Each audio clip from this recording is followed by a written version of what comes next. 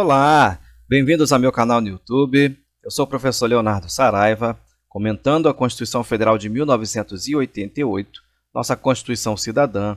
Estamos no artigo 103b, parágrafo 4º, e vamos estudar do inciso 3º ao 7º, que trata da competência do Conselho Nacional de Justiça.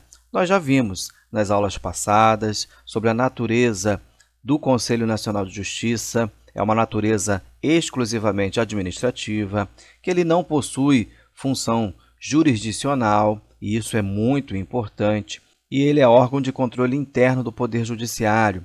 Nós aprendemos sobre a sua estrutura, falamos da importância de saber a composição do Conselho para as provas e falamos sobre a sua atuação, que ela é administrativa e financeira do Poder Judiciário, além de cumprimento dos deveres funcionais dos juízes.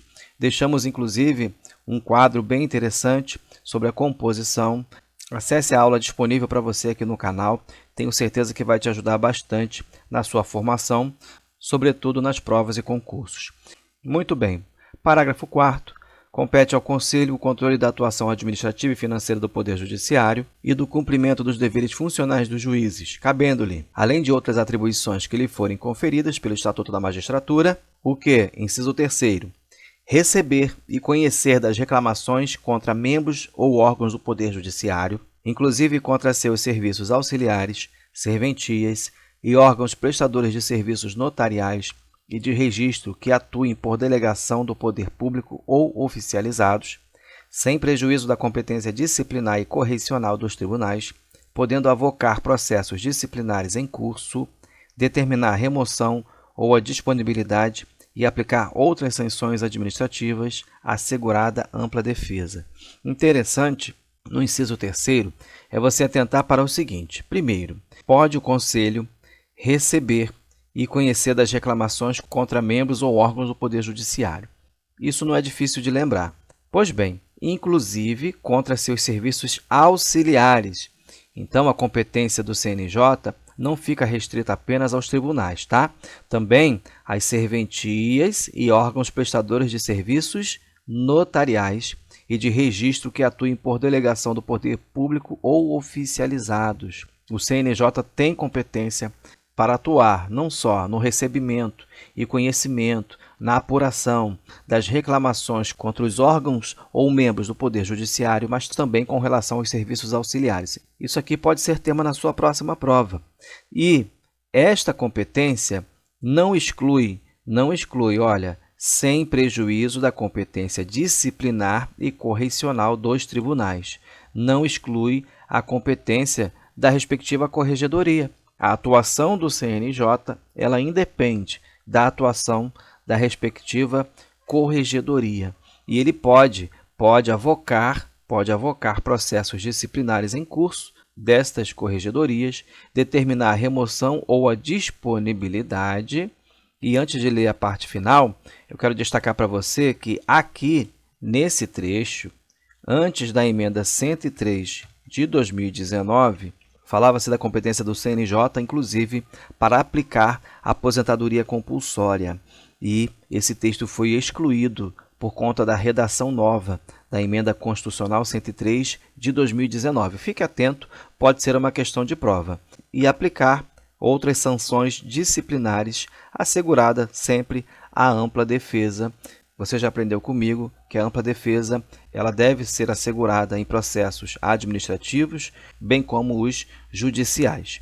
Aqui também é importante destacar, no inciso 8º do artigo 93, diz o seguinte: o ato de remoção ou de disponibilidade do magistrado por interesse público fundar-se-á em decisão por voto da maioria absoluta do respectivo tribunal ou do Conselho Nacional de Justiça, assegurada a ampla defesa. Então, você tem que fazer o link com o artigo 93, inciso 8º, e destacar que existe a remoção a pedido e existe a remoção por interesse público.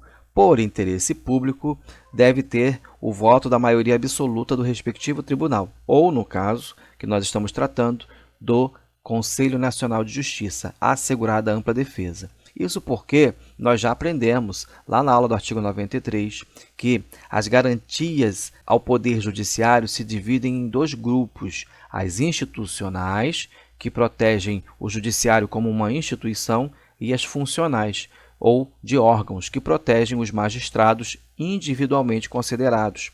Nós destacamos, inclusive, aonde estão localizadas as garantias institucionais e também as garantias funcionais que estão no artigo 95, combinado com o 93.8, você vai ver a garantia da inamovibilidade, salvo por motivo de interesse público. Existe exceção à garantia da inamovibilidade.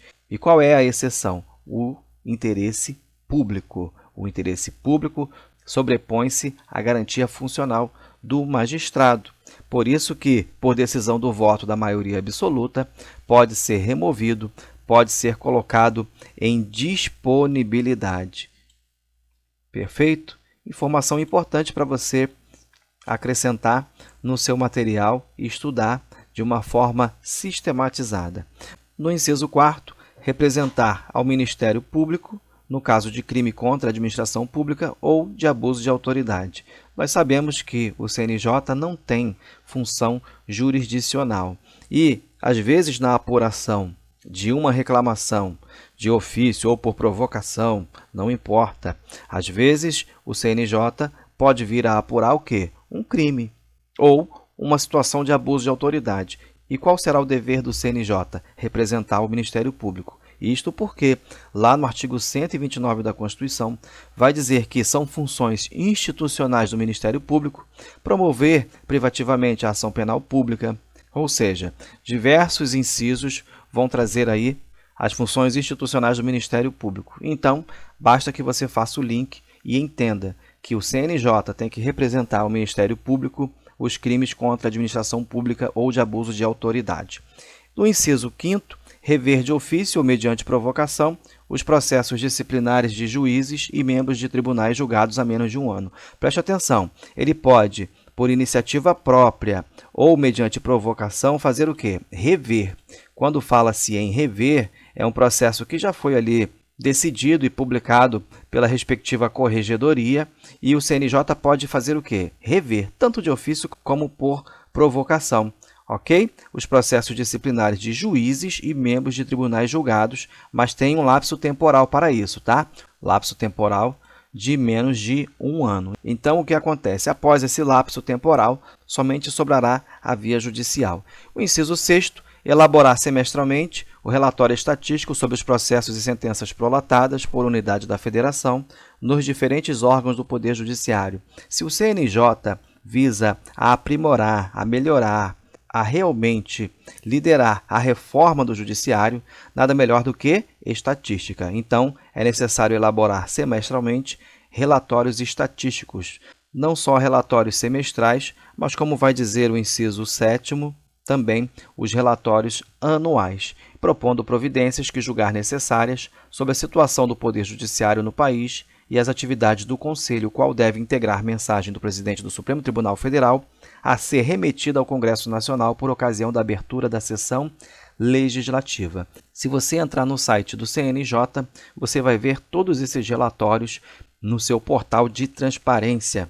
E para que a nossa aula também sirva de revisão, essa mensagem encaminhada ao Congresso Nacional para a abertura da sessão legislativa, e você deve lembrar que a sessão legislativa do Congresso Nacional, ela começa no dia 2 de fevereiro, vai até 17 de julho e depois 1º de agosto a 22 de dezembro. A aula também disponível para você. Na próxima aula, artigo 103b, parágrafo 5º. Continuaremos a falar sobre a competência do Conselho Nacional de Justiça. Chegamos ao fim. Se você gostou, curta, compartilhe, se inscreva no canal e Deus abençoe você.